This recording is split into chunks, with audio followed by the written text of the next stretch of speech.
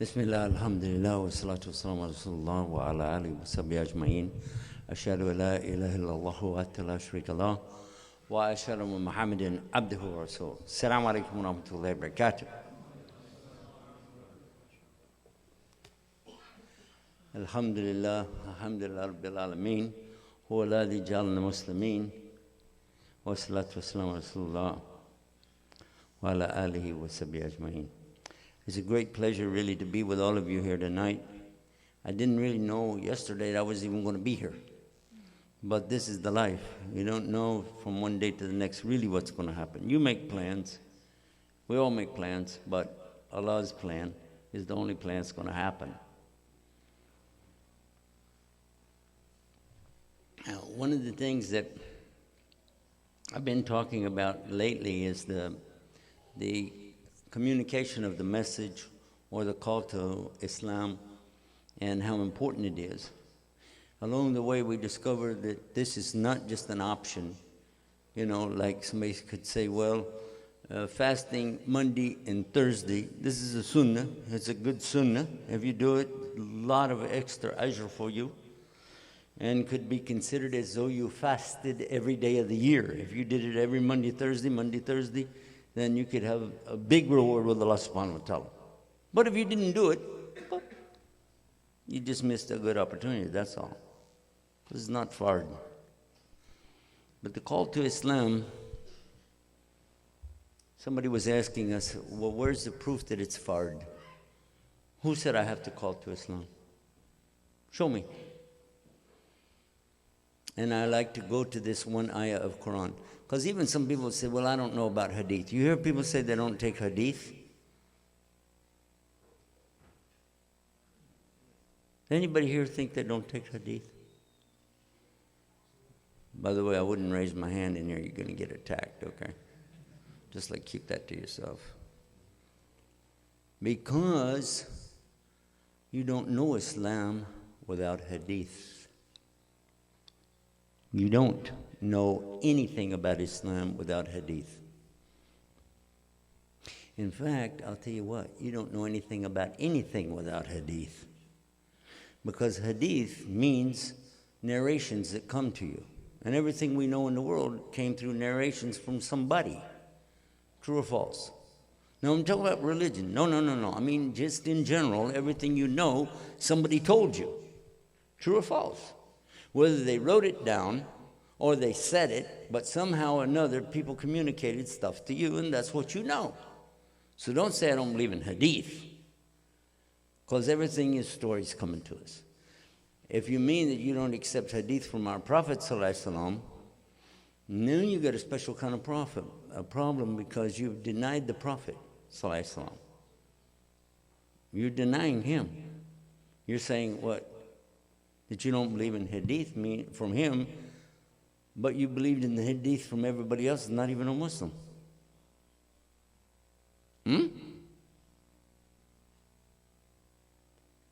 How do you know that the earth is round? Somebody said so. How do you know the sun is round? Well, it looks kind of round. The moon looks round, but how do you know the earth is round? People told you. You saw pictures, you assumed, etc. But our Prophet ﷺ is the one that clarified what our deen is all about. Some people say they take only the Quran. Have you heard about this? They only take the Quran. That proves our Prophet ﷺ is a prophet. Why? Because he said that was going to happen. He said, ﷺ, that some people are going to say, I only take the Quran. And they said it. So, they just proved the Hadith that they don't believe in. But it's more than that. How do we know the Quran? Some people said I take the Quran, but they don't take Hadith. How did we get the Quran? We know he had it, that's right. But how did we get it between us and him? And to know the answer to this is to answer another question. You ready? I'm going to ask you a color. I want you to think of a color. Any color. You're thinking of a color? Now I'm going to ask you, what color was the Quran that Prophet ﷺ used to walk around with? Anybody know what color it was? Green? Anybody else know? Huh? White. Anybody else know? Some brothers are laughing. I don't know why they're laughing. They should be thinking of a color. No color? Huh? It was clear? What should be clear to you is he didn't read or write. Why would he be walking around with a book? It was a trick question, wasn't it?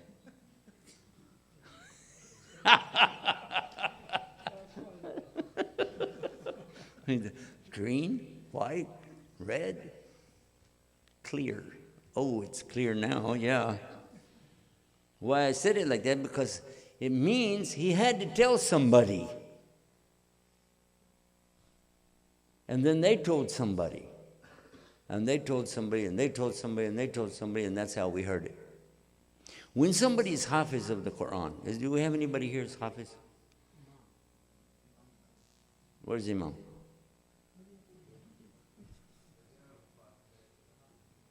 Where? Where? Where?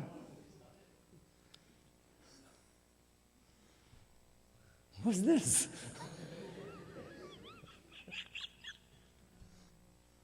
Hafiz of Quran. When you become Hafiz of Quran, is it by reading a book? Or is it by what you hear from a teacher? What's the answer? Huh? Nope. It's what you hear. You can refresh it by the book, but it's from what you hear. Because when you sign off, when you have ijazah, you have to list all of the people in there you heard it from, back to Rasul sallallahu alaihi wasallam.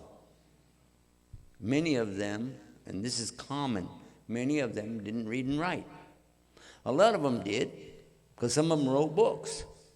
But it isn't mandatory for somebody to know how to read and write to be able to be one that's the Hafiz of the Quran. But he's got to be able to hear it. We don't have people who are deaf that are teaching Quran. Not as, like they can show you this is a mushaf. Here, go ahead. But how could they teach you the sound? And the Quran is the sound that comes from Jibril alayhi salam to Prophet salam, and then to his companions, to their companions, those companions, etc., etc., so it comes to us. And by the way, that's called Hadith. That is called Hadith. فَإِنَّ إِصْدَقَ الْحَدِيثِ كِتَابَ اللَّهِ. For sure, the best of speech is in the book of Allah, but also it says for sure the best hadith is the book of Allah. There's both things that are said about the Quran. Both of these are true. The best book, of course, the book of Allah, but also the best speech is the hadith of the book of Allah. And this is how we get it from these narrations. Now the same people that give us the Quran are the same people, in many cases, that are giving us the hadith.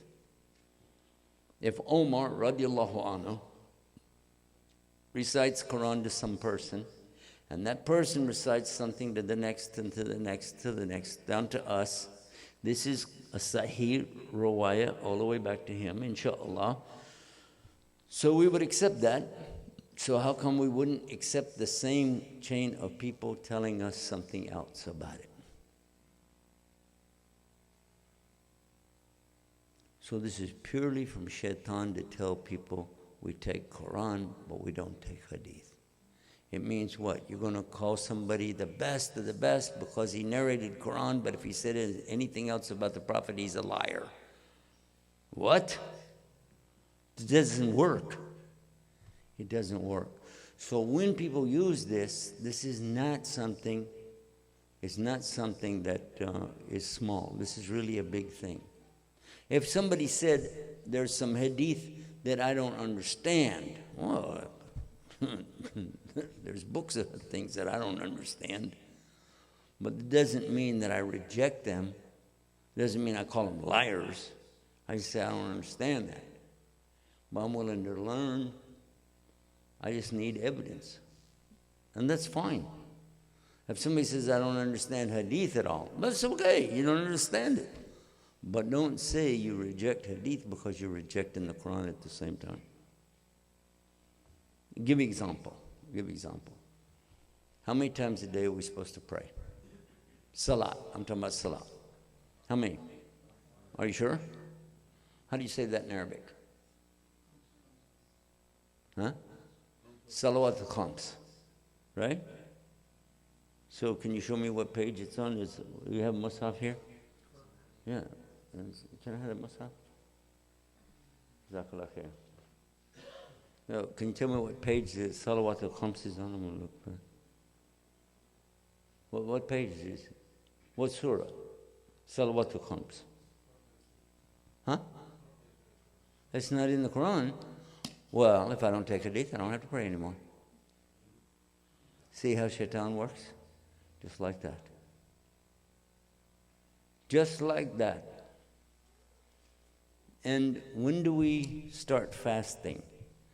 Every day during Ramadan, we begin our fast when what? You say before Fajr, right? Where does it say that in here? That's not what it says. It's in Surah Baqarah. It says when you can make a distinction between a white thread and a black thread, and that's not going to happen until about an hour after the sun starts coming up. Until you can really see, you can't even know where the threads are unless you're holding them in your hand and can feel them. The sun has to get up. And then you go, oh, yeah, which one was the black one?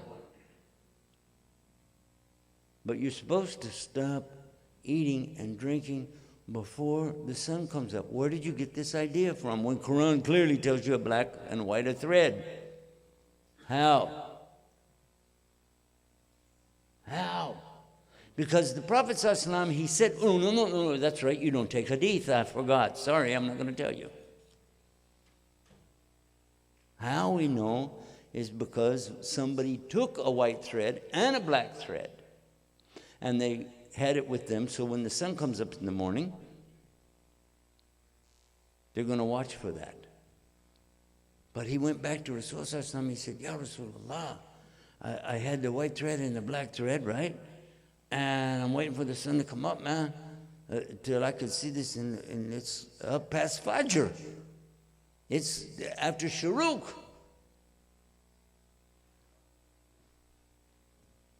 And look what Rasulullah said. He said that's not the meaning of the ayah.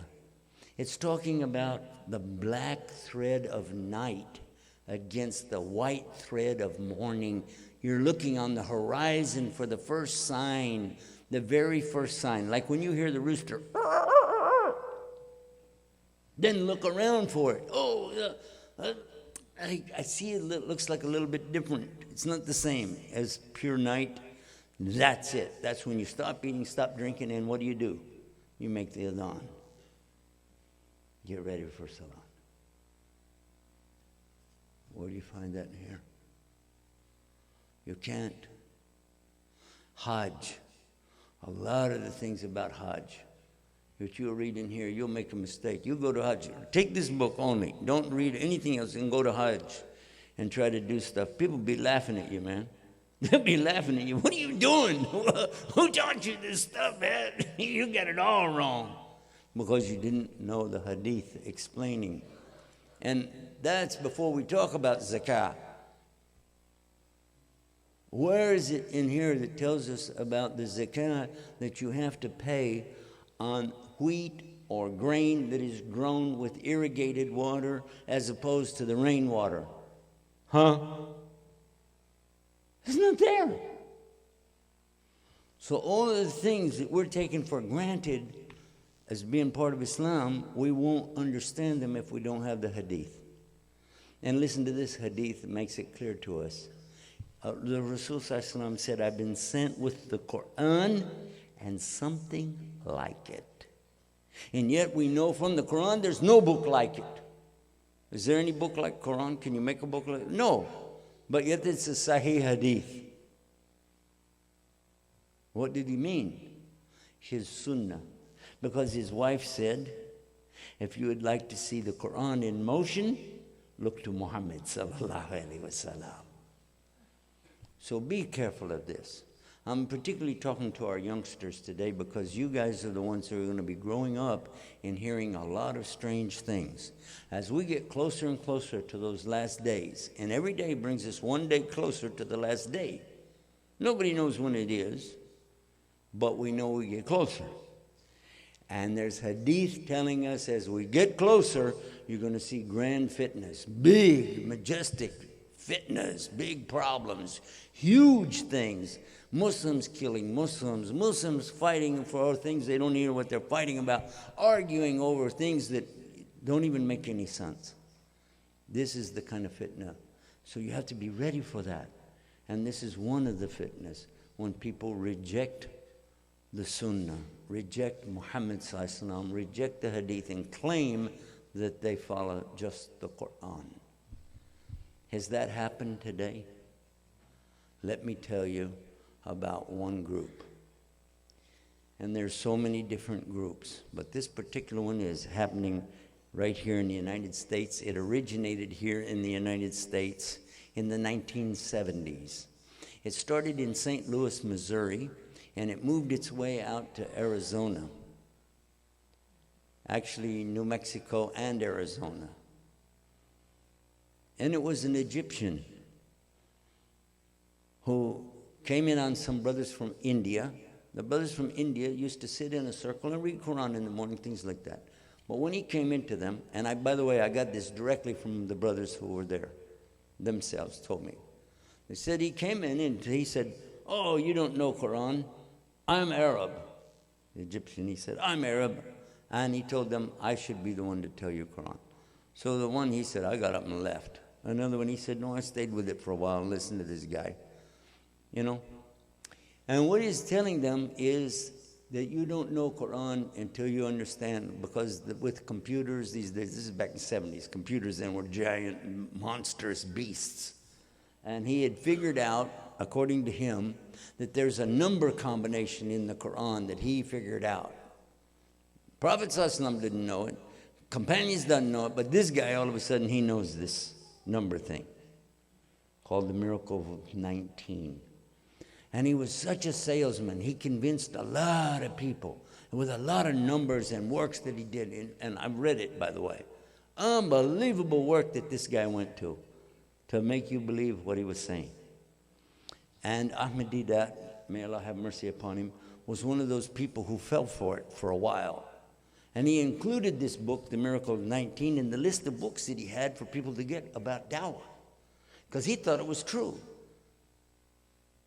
Every 19th word, every 19th letter, every 19th chapter, every 19th para, every 19th surah, every 19th Jews, every 19, he's got this commentary that because of this and because of that, and it all fit together like a big, big puzzle. But the problem was, he started off with an ayah of the Quran, and that's where he got the idea. The ayah says, and over it are 19. How many of you know whether this is in the Quran? When it says about the hellfire, and over it are 19. 19 what? Malaika. These are the angels, the tough ones. These are the tough angels. But keep reading the verse. And it tells you clearly that somebody, it doesn't say a person, individual, but it's talking about that people will be having this confusion about it and what's going to happen. Read the tafsir especially. Now this is a long time ago, long before this man came along with his story. But anyway, this man, he took Bismillahir Rahmanir Rahim, the Basmala, And he counted the letters. Ba, Sin, Mim, Alif, Lam, Lam, Ha, Alif, Lam, Ra. Like this all the way through. And he said, 19. Oh, this is a sign. This is a sign. And then he started working on this idea. And he had a shaitan helping him all the way. And guess what? He came out with this whole thing. Big work that he did. Huge. It was nothing like it. But there's two big problems with it. The first part of the problem is, if you know Arabic, it doesn't have to be 19. It could be 20. Shall I prove it to you? You're used to Bismillah ar-Rahman ar-Rahim, writing it, seeing it as it is in the Quran on every surah except a Tawbah, right? But there's another one that you take for granted, but you probably never really looked at it, never thought about it.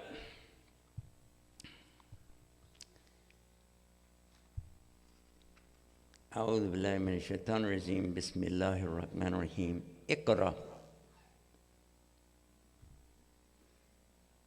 بسم ربك الذي خلق. There it is right there. Ba alif sin mim. Ba alif sin mim. It's right there. That's 20, not 19. Because you can do it that way. You can.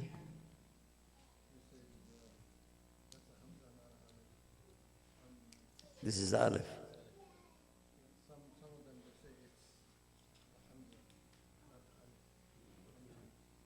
It's a letter. Okay? I didn't hear that, but I'm telling you, but Hamza is a letter too. And he's counting letters. Then the second thing we find out is that he didn't really count all the letters. For instance, you mentioned Hamza. I'm glad you did because you remind me of something.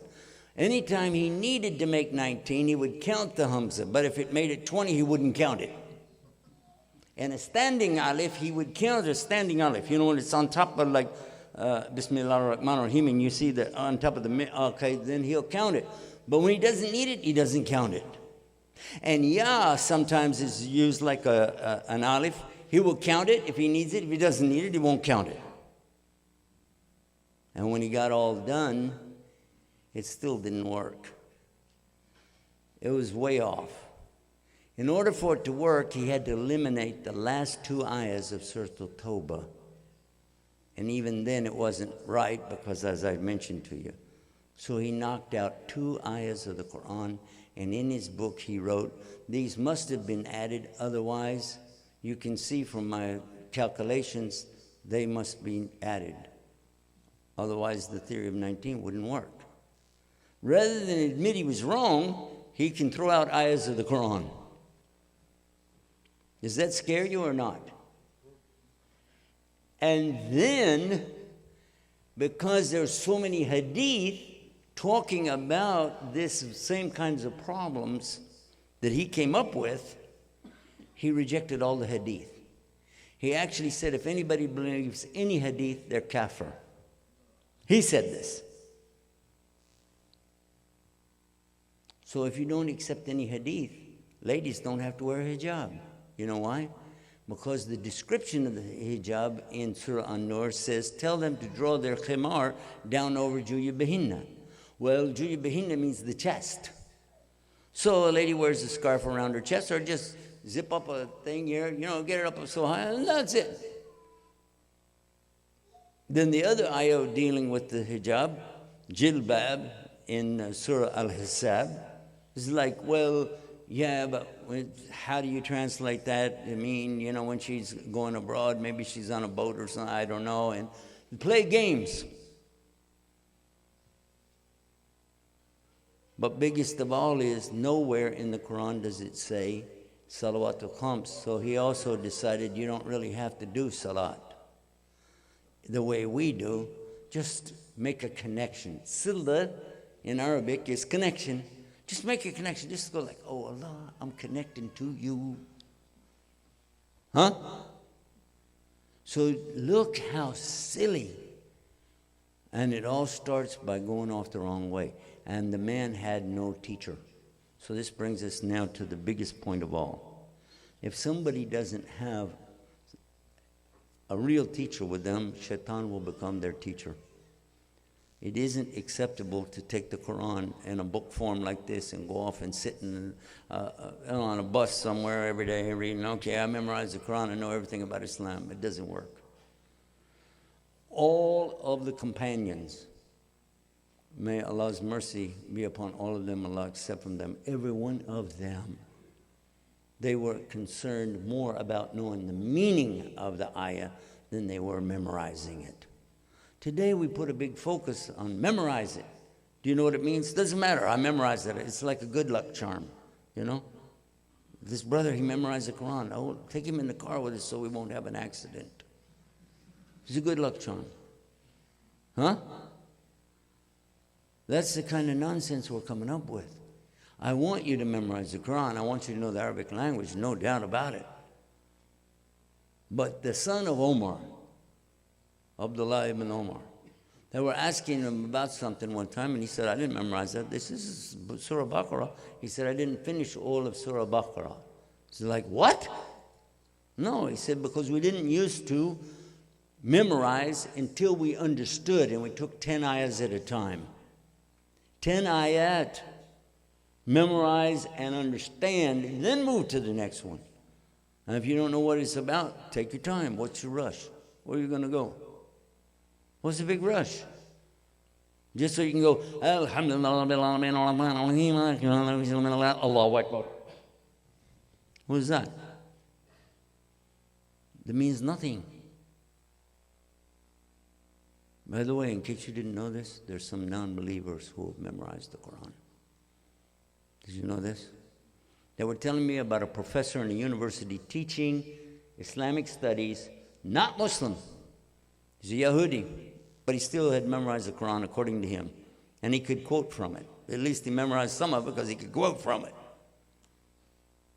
What does that mean? It means nothing. Until you understand and implement. Alhamdulillah Rabbil Alameen. So let's come back to this subject. Is it absolutely, positively part of Islam that I have to share Islam with other people? Is it? Or can I just keep it to myself?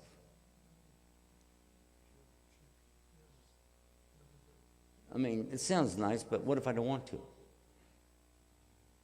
I want to share with you something I mentioned a little earlier today and let you think about this. This is in Surah Al-Imran, chapter 3, verse 110. أعوذ بالله من الشيطان الرجيم. كنتم خير أمة أخرجت للناس تأمرون بالمعروف وتنهون عن المنكر وَتُؤْمِنُونَ بِاللَّهِ. You heard it before? How many of you heard this before? Raise your hand. You heard it before. You know what it means? Anytime Rasul Sallallahu used to ask somebody, do you know what this means? They would say, Allah wa Rasuluhu alam. They would not even begin to try to give a meaning because they want him to say it. Even if they think they know, they're going to say, Allah wa Rasuluhu alam. Because they want to hear from him. Let's go over it a little bit slow. كنتم خير أمة أخرجت للناس. You are the best people to come out of the human beings. أخرجت. What is this? أخرج. What does that mean? خروج. What does it mean? Go out. Nas, human beings. خير, the best. كنتم خير. You're the best of the coming out of the human beings. You're the best. Oh, that's nice. I like that. But then look. Why? Ta'maruna bil ma'ruf. And this is like ati Allah wa ati Rasul. It's to order, to give the imperative of the verb. Do it. Clearly. You're ordering people to do al-ma'ruf. وَنَهِي عَنِ munkar, and you're forbidding munkar. وَتُؤْمِنُونَ بِاللَّهِ. What's that last part mean? وَتُؤْمِنُونَ بِاللَّهِ. Allah. You believe in Allah. Now, if you've read the Quran enough, you know that every time you encounter this one phrase, it's in different forms, but it's always the same.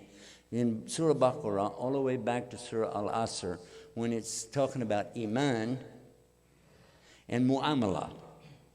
Iman is first or Mu'amala is first? Iman is faith. Actions, that's Mu'amala. So which one comes first? Iman, of course. Alladhina amanu, believers, wa amilu salihat, and do righteous deeds. Got it? Yes or no? Everybody with me, or I'm boring you? Am I boring you? I hope not. Because I'm getting ready to tell you something that I had to discover. Because I ran across this and I said, that's strange. You know what? Because I'm a Bible student. I spent most of my time studying the Bible. I've only spent 20 years on this. I spent 50 years on the other one, okay? But I used to notice a lot of things in the Bible. Actual mistakes, you know what I'm saying? But so when I caught this, I said, hey, wait a minute. In Surah Baqarah, it said, Alladhina amanu wa amilu. And the next one, the next one, the next one. So every time, amanu wa amilu, amanu wa amilu, amanu wa amilu. Mu'amala is always after iman. So why in that ayah, what tu'minuna billah? Why is it like that? I have to ask. So I went to the scholars and I asked them. And look at this. They're smiling. So you woke up. What? What? Tell us. We want to know. We want to know. Tell us. Said, do you see those two words? If you notice, I left two words not translated, didn't I? Maruf and munkar. I didn't translate that, did I? No, I didn't translate that. I said, you call to al-maruf and you forbid al-munkar.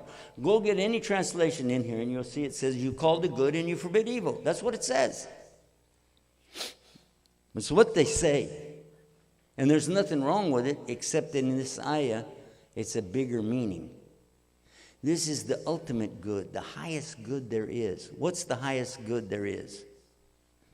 Thank you so much. Appreciate that. What's the highest good that there is? Allah. Allah. You're calling to Allah. You're calling to the deen of Allah. You're calling to La ilaha illallah. Now it makes sense. And what are you forbidding? What's the maruf? Calling to Allah. What's the munkar? Munkar is bad. It's a bad thing. But there's all kinds of levels of munkar. And the worst munkar of all is when people are taking people out of Islam. There's nothing worse than that. Even killing people, which is horrible. This is so bad. But if you kill a Muslim, at least he went to paradise. But if you take him out of Islam and let him live, what did you do? Ultimately, if he doesn't come back to Islam, he'll go to hell. So this ayah now makes sense. And the Sheikh is saying, if you're not willing to call people to Allah, and you're not willing to stop what takes people away from Allah, then how do you say you believe in Allah? It's just your mouth talking because the rest of you hadn't woke up yet. So is it necessary? Is it mandatory? No, it's actually part of Islam itself. If you don't have that spirit of calling to it and forbidding what takes people away from it, how do you claim it? How do you claim it? And then, by the way, that's only half of the ayah. Did you know there's more to the ayah? وَلَا وَمَانَ أَهْلُ كِتَابِ اللَّهِ كَانَ خَيْرُ لَهُمْ مِنْهُمُ مُؤْمِنُونَ وَأَكْثَرُهُمُ فَاسِقُونَ. And from the people of the book, there are some And it would be better for them if they had this iman. Some of them are mu'min, but the vast majority of them are fasiq. What is fasiq?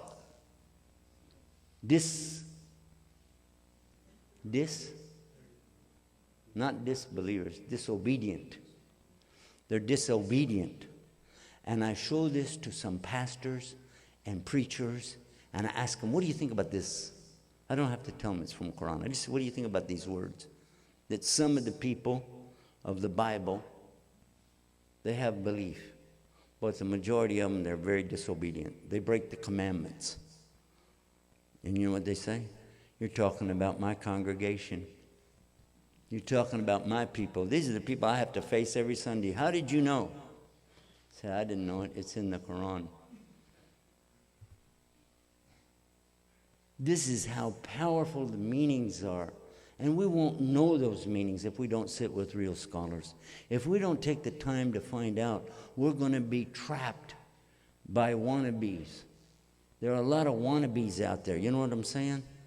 And today more than ever, because you got a lot of people sending you emails every day with the verse of the day and their explanation of it. If you got some of those in your emails and you're reading this thing, you're going, where did this guy study this? This is crazy.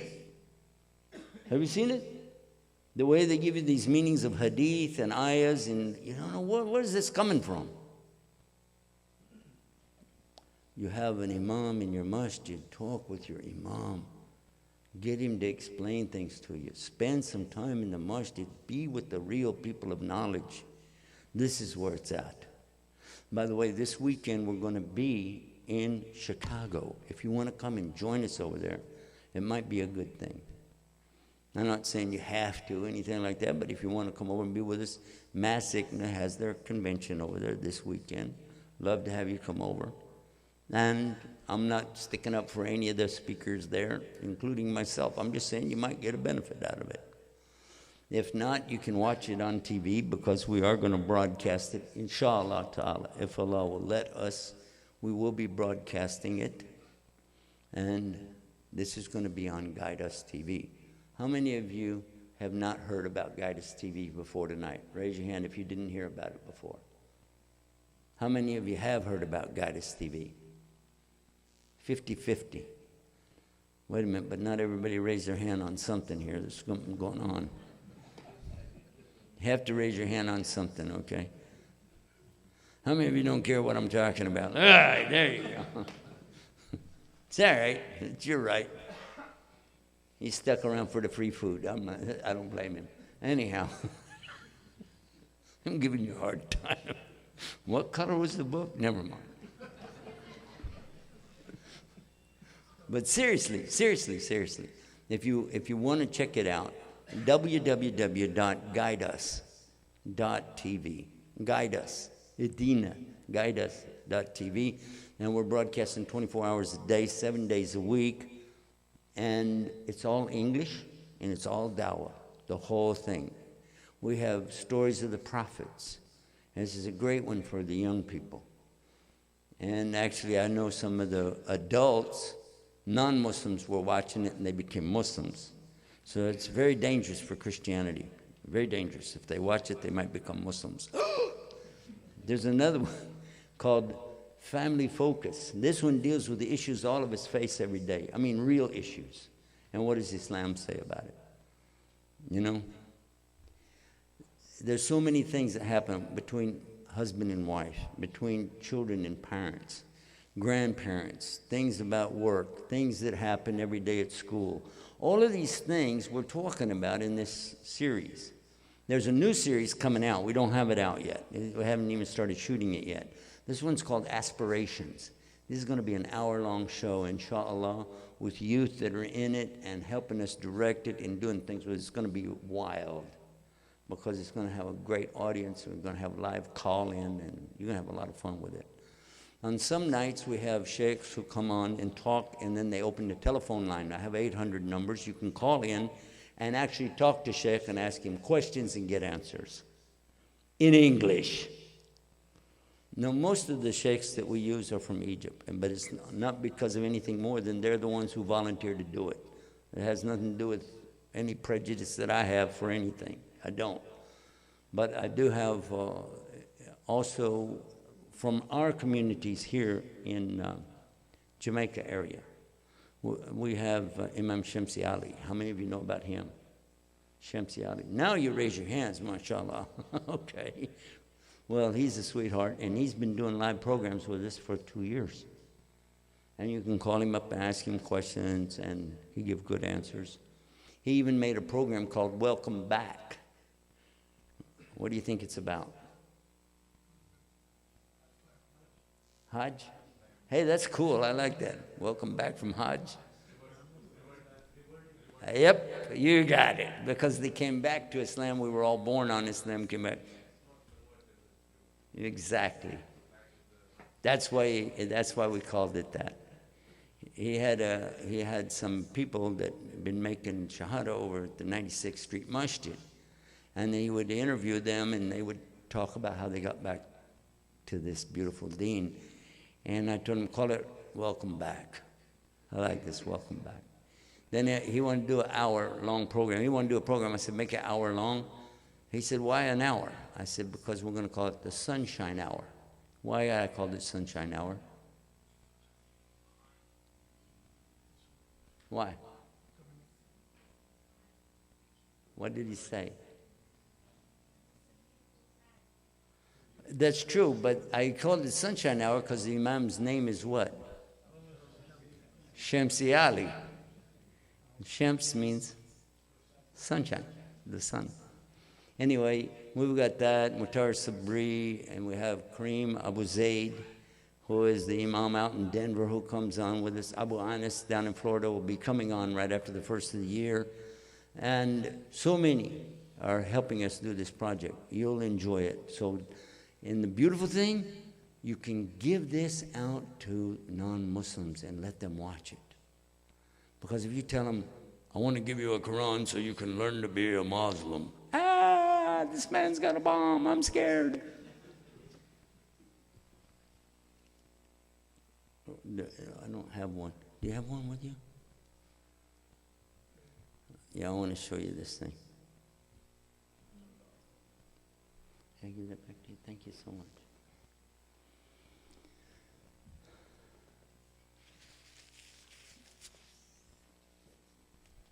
Now, I'm going to challenge you because guess what? Some non-Muslims are going to be studying Islam by watching our show and calling in and learning, and we're sending out books, we're sending out free Qurans to them, we're sending out pamphlets to them, booklets to them. What are you going to do, huh? If you meet somebody one time and you say, I'm a Muslim and you should know about Islam, and they say, well, actually, you know, we've been studying with the Guidance TV, and they start asking you questions, you're going, yeah, right. Let me get back to you on that.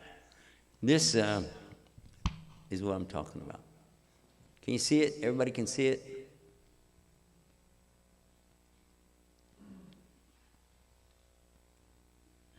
There's a bumper sticker. What does it say? Worship the Creator, not the creation. Every Christian I showed it to said, I like that. But check this out. Even one atheist saw it, and he said, I like it too. So, but you're an atheist. You don't believe it. Never mind. Maybe you liked it because it was free. I don't know. But if you notice the emblem, what does the emblem remind you of? Have you seen an emblem looks kind of like that? Where'd you see an emblem look like that? Huh? Road sign? Interstate highway? Really? No, theirs is red on the top and blue on the bottom. Ours is blue on the top and red on the bottom. I made sure it wasn't the exact same thing. But it says, guide us. And when you think of a road sign, I want somebody to help me out here, right? Okay, there it is. And www.guideus.tv. You can put this on your car and ask Allah to accept that as, I'm trying to do some dawah here, Allah. Maybe somebody will check it out. We have apps. If you have iPhone, we got the app. You got Samsung, or if you've got the Android, we got the app. Or you can, if you have the browser in your phone, just go straight to it. Even an iPhone, if you go to it where it says live, click on it, and then there's a place you can click when you get to the live page for iPhones, and that works too. All of the things I'm telling you is free. We don't charge anybody for anything. We've been on the satellite 2 years as of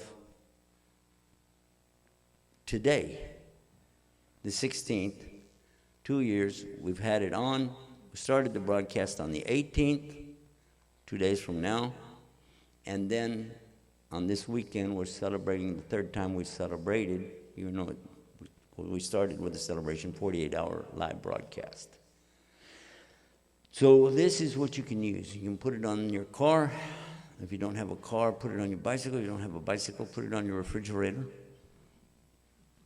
And invite a lot of people to come over and look at your refrigerator. Alhamdulillah Rabbil Alameen. And I used to tell them, by the way, this is guaranteed to hold your refrigerator in place. Everybody I know that put it on their refrigerator never moved away. So maybe it worked, I don't know. But seriously, if you want to, when you go out, there are some discs over there. I don't know if we have very many or not. Or do we have some? In the box, we got some more, I think. When you go out, you can take one. You can take a bumper sticker. I don't think we have very many of these left, or a few. But be sure that you put it on the car. The back bumper, okay? Not the front bumper. Unless you drive backwards a lot. I don't know. They tell me there were some people from Pakistan here, so I don't know. There could be. Alhamdulillah. I love all of you for the sake of Allah, and I'm really asking Allah in my heart. All the time I'm talking to you, I'm asking Allah to forgive us and give us His Jannah, because this is what I really want. This is why I came here tonight. This is why I want to be with you, because I want all of us somehow to get into Jannah, and that really is very important to me. When I came to Islam, I never dreamed, by the way, I was going to be a Muslim. I never even thought about that. But when I came into it, I realized that it is the only way to get to Jannah. Because as you get more knowledge about Allah and what He wants, it becomes incumbent on you to follow that. And that is called in Arabic, the deen Allah. The deen of Allah subhanahu wa ta'ala. Follow this way in your life. And if you do it, you're successful here, you're successful in the hereafter. Especially for our youth, I want to encourage all of our youngsters, boys and girls both. Guys, spend your time with the Quran. Don't waste it on the internet. Unless you go to my websites. Okay? And don't waste it in front of a television set. Unless you're watching our channel. In this case, it's okay. But for sure, spend time with your family and spend time with the Quran. This is going to be worth a lot to you one day, and you'll be so happy you did. And now I make dua for all of us. Allah give us the very best in this life, the best in the next life, and protect us against His hellfire. Rabbana atina fi dunya hasan wa fil akhirati hasan wa qina adhaban nar. Rabbana la tuzigh qulubana ba'da idh hadaytana wa hab lana min ladunka rahma innaka antal wahhab. Allahumma inni dhalamtu nafsi dhulman kathiran wa la yaghfiru dhunuba illa ant.